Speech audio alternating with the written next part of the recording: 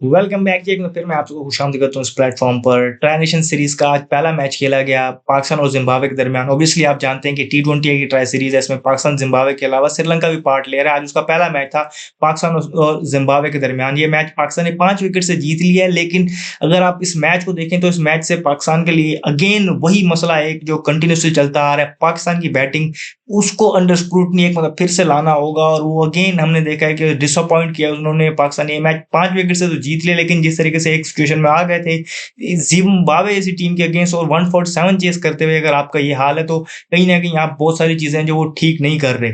Match का हवाला आपको ये बताएँ तो सबसे पहले तो पाकिस्तान ने यहाँ पर टॉस जीतकर बॉलिंग का फैसला किया और 147 रन्स पे रिस्ट्रिक्ट कर लिया था उन्होंने जिम्बाब्वे को, जो कि एक टाइम पर लग रहा था कि शायद 180 तक जा सकती है, लेकिन अर्ली ऑन पावर प्ले में वो 59 रन्स कर गए थे बिना किसी विकेट के नुकसान पे। लेकिन मिडल ओवर्स में नवाज के थ्रू पाकिस्तान की बॉलिंग ने कमबैक किया। फिर हमने देखा कि बाकी स्पिनर्स ने भी चिप इन किया। अगर आप साइम अयूब का नाम लें या फिर अबरार का नाम ले लें, उसके बाद हमने देखा कि शाहीन शाह अफरीदी और जो आपके सलमान मिर्जा है उन्होंने भी अच्छी बॉलिंग की। तो पाकिस्तान की बॉलिंग स्टैंड आउट कर रही है कि उन्होंने एक अच्छे स्टार्ट के बावजूद टीम को रिस्ट्रिक्ट कर लिया। तो हम ये देख रहे हैं कि पाकिस्तान की बॉलिंग पाकिस्तान को रेस्क्यू कर रही है। तो यहाँ पर भी पाकिस्तान की bowling led by Mohammad Nawaz, उन्होंने पाकिस्तान को यहाँ पर कमबैक करवाया। और अगर आप जिम्बाब्वे की तरफ से देखें तो उनके जो ओपनर है बेनेट, उन्होंने 49 रन की इनिंग खेली। डिसअपॉइंट होंगे कि एक टाइम पर वो ऑलमोस्ट 200 के स्ट्राइक रेट से खेल रहे थे, तो उसके बाद थोड़ा सा सरकमस्पेक्ट हुए, थोड़ा सा उनको स्ट्राइक भी उस तरीके से नहीं मिली, लेकिन फिर वो 49 पे आउट हो गए। इसके बाद सिकंदर रजा का एक कैमियो आया। तो उसके अलावा आपके पास जिम्बाब्वे की बैटिंग में कोई खास चीज़ नहीं है, स्पेशली जिस तरीके से उन्होंने मिडिल ओवर्स में खेला,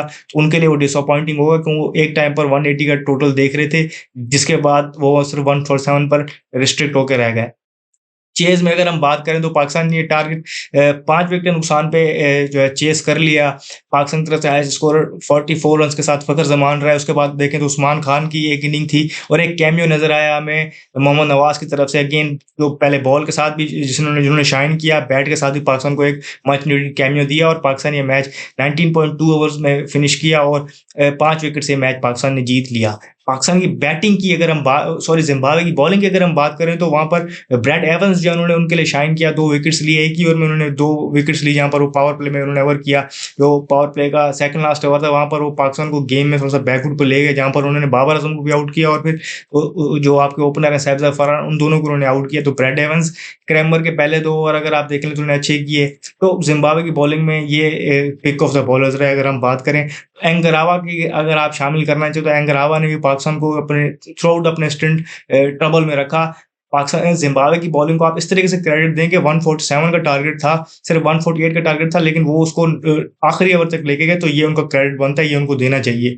ये भी चीज़ आप माइंडफुल रहें कि टुवर्ड्स एंड हमने देखा कि ड्रॉप कैचेज़ हुए, कुछ मिस फील्ड्स हुई, कुछ नो बॉल्स करवाई गई, कुछ एक्स्ट्राज़ अगर वो मूवमेंट्स वो कैच इन कर लेते तो यू नेवर नो, वो रिज़ल्ट उनके हक में भी जा सकता था। अब आ जाते हैं कि इस तरह मैंने आपको कहा कि पाकिस्तान की बैटिंग अंडर स्क्रूटनी रहेगी। 147 का 148 का टारगेट था, कोई बड़ा टोटल नहीं था। आपको ये टोटल 3 या 4 विकेट के नुकसान पर 16-15 ओवरों में 15-16 ओवरों में चेज़ कर लेना चाहिए था। पिच में कुछ इतना ख़ास नहीं था। सामने टीम भी कोई बड़ी टीम उस तरीके से अगर आप कहें वैसे नहीं थी। आपकी अगर टीम को देखा जाए इस तरीके से आपकी टीम में एक्सपीरियंस मौजूद है, तो उसके मुकाबले वहाँ पर कुछ नहीं था। प्लेयर्स वहाँ पर कुछ कमबैक भी कर रहे थे, जिस तरह से क्रेमर है और बाकी बॉलर उस तरीके से एक्सपीरियंस नहीं थे। आप उनको टेक ऑन कर सकते थे और बड़े आसानी से लेके जा सकते थे। आपने पावर प्ले में सिर्फ 31 रन्स किए और आपकी 3 विकेट्स गिर गई। साहिबजादा फरहान ऑफसाइड की गेम और बाउंड्री हिटिंग तो उनकी अपनी जगह पर मौजूद है एशिया कप में जो उन्होंने किया, लेकिन कहीं न कहीं वो स्ट्राइक उस तरीके से नहीं करते, तो डॉट बॉल्स खेलते हैं, प्रेशर बनाते हैं अपने ऊपर और ऑफसाइड पे वो गैप्स उस तरीके से तलाश नहीं कर पाते। बाबर आज़म अगेन एक ऑर्डिनरी शॉट खेल के आउट हुए। अंदर आती बॉल को रीड नहीं कर पाए और जिसे कहते हैं पैड पे बॉल खाई और आउट हो गए। फिर अगर हम बात करें बड़े से बड़ा कंसर्न ये है कि आप कैप्टन है इस फॉर्मेट के आगा सलमान, वो सिर्फ 1 रन कर पाए। अभी आपने देखा कि ओडीआई सीरीज़ पिछले 10-15 दिनों में पाकिस्तान ने 2 ओडीआई सीरीज़ खेली, वहाँ आपने उनकी परफ़ॉर्मेंस देखी, वो किस तरीके से खेल रहे थे। इन्हीं पिचेज़ पे फॉर्मेट चेंज हुआ और यहाँ आके इस फॉर्मेट में वो अगेन स्ट्रगल कर रहे हैं, क्लूलेस नज़र आ रहे हैं। तो ये पाकिस्तान के टॉप 4 अगर इस तरीके से खेलेंगे तो आप कहाँ जाएँगे? आपने फ़खर ज़मान को ओपन करवाया, फिर आपने नीचे 3 पे भेजा, 4 पे, अब आपने वो ओपन खेलने वाले बंदे को 5 पे भेजा, ये तो वो स्कोर कर गया है। तो आगे जब वो नहीं करेगा तो फिर ये सवाल उठेगा कि उनको 5 पे क्यों खिलाया जा रहा है? वहाँ पर सी मिडल ऑर्डर के बैट्समैन को लाके खिलाया जाए, अगर उनको खिलाना है तो टॉप ऑर्डर में खिलाएँ, ये सवाल भी उठ रहे हैं। फिर अगर हम बात करें तो ये तो आपको एक उस्मान खान और फ़खर ज़मान की पार्टनरशिप बचा गई, वरना तो आप वहाँ पर एक फ़ेज़ पर आपका जो रन रेट था, वो 4 या 5 का चल रहा था और आपकी 3 विकेटें गिरी हुई थी।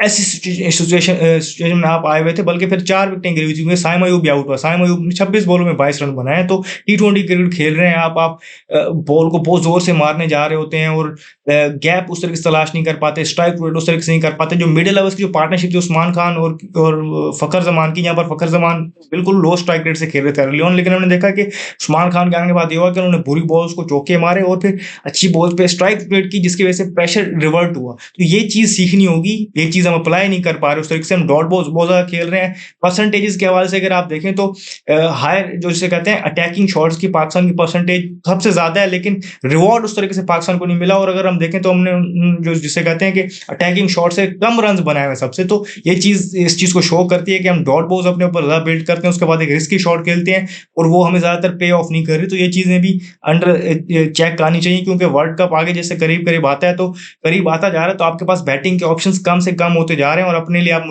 मुश्किलें इस तरीके से बढ़ा रहे हैं कि जो प्लेयर्स आपने उनको ट्राई किया, फिर कुछ को वापस लेके आए, उसको ड्रॉप किया।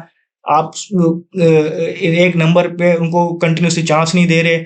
आपके जो लोअर ऑर्डर वाले बैट्समैन हैं, वो आपके मिडल ऑर्डर और टॉप ऑर्डर से बेहतर खेल रहे हैं, तो सिचुएशन आपके लिए वर्स्ट से वर्स्ट होती जा रही है। बॉलिंग में तो आपके पास ऑप्शन बाहर भी मौजूद हैं, सर्किट में सारे मौजूद हैं।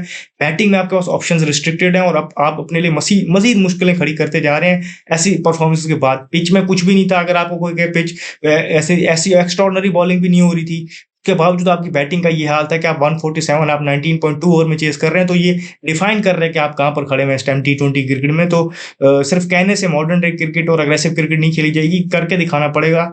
उसके लिए चीज़ें आपको जो कहते हैं इंग्रीडिएंट्स आपको चाहिए होंगे, आप में कहीं न कहीं वही मिसिंग नज़र आते हैं जब आप बैटिंग ऑर्डर जिस तरीके से खिला रहे होते हैं। तो एनी हाउ जो भी अपडेट होंगी हम यहाँ आपको देंगे। इस वीडियो में फिलहाल इतना ही, मुझे दीजिए शुक्रिया।